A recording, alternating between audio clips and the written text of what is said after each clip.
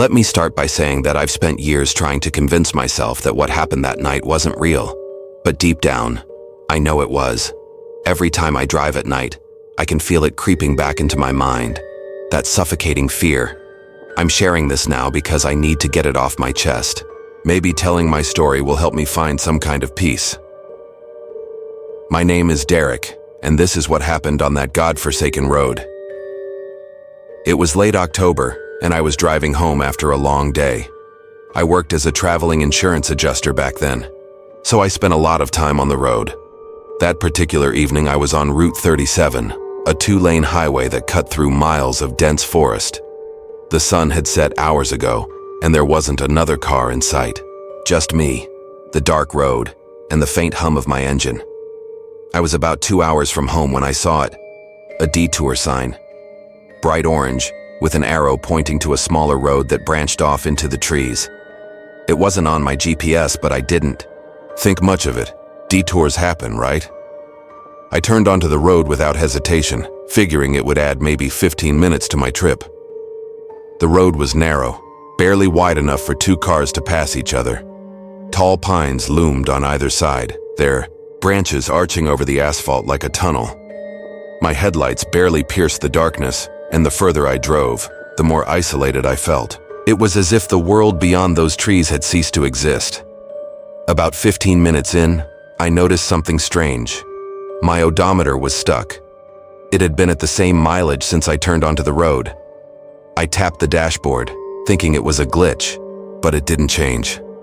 That's when I started to feel it, an unease that crawled up my spine and settled in my chest. I told myself I was being paranoid. It was late, I was tired, and my mind was playing tricks on me. But then I saw the figure. First, I thought it was an animal. Something large and pale darted across the road, just beyond the reach of my headlights. I slammed on the brakes, my heart pounding. For a moment, the forest was silent. Then I heard it, a low, guttural growl coming from the trees to my left. Didn't wait to find out what it was. I hit the gas and sped down the road, my hands gripping the wheel so tight they ached. After what felt like an eternity, I saw a sign up ahead. My relief was short-lived when I realized it was the same detour sign I'd seen earlier. I'd somehow ended up back at the start of the road. I told myself I must have made a wrong turn, but deep down, I knew that wasn't possible. There hadn't been any intersections, no side roads to take. Just one straight stretch of asphalt. I hesitated for a moment, considering turning back, but then I saw headlights in my rearview mirror. Finally, another car. I slowed down, hoping they'd catch up so I wouldn't feel so alone. But no matter how slow I went, the lights stayed at the same distance. Too far to make out the car, but close enough to remind me I wasn't alone. At least, not entirely. That's when I saw her. A woman standing on the side of the road, her figure illuminated by my headlights. She was wearing a tattered white dress, her hair hanging in dark, wet strands around her face. She didn't wave or call out. She just stood there staring at me as I drove past. I wanted to stop to ask if she needed help, but something about her froze me in place. Her eyes, they weren't right. They were too dark, like the pupils had swallowed the irises. And her mouth was slightly open, as if she was about to speak but couldn't find the words. When I glanced in the rearview mirror, she was gone. Just like that. No sign of her anywhere. That's when the headlights behind me surged forward.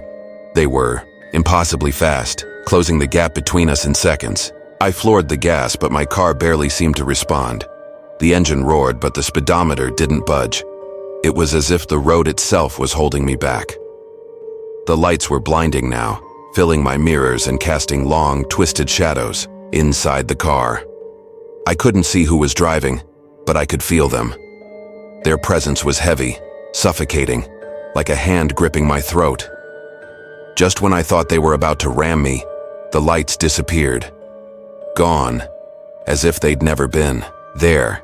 But the silence that followed was worse. It was a silence so deep it felt alive, pressing against my ears and making my head throb. Eventually, I saw another sign. This one was different. It wasn't a detour or a warning.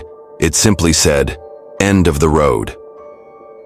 The asphalt gave way to dirt, and I found myself in a clearing.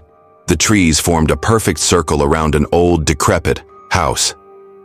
The windows were shattered, the roof caving in, but there was a single light glowing inside. A flickering yellow light that pulsed like a heartbeat. I didn't want to go inside. Every instinct I had screamed at me to turn around, but my feet moved on their own. The air inside was heavy and cold, and the smell of damp rot was overwhelming. The light was coming from a room at the end of the hall. When I stepped inside, I saw her again, the woman in white. She was sitting in a chair facing the corner, her back to me. "You shouldn't have come here," she whispered.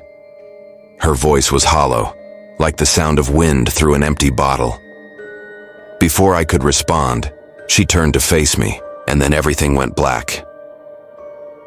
I woke up in my car, parked on the side of Route 37. The sun was rising and there were no signs of the detour or the road I'd taken. My odometer had reset, and my phone was dead.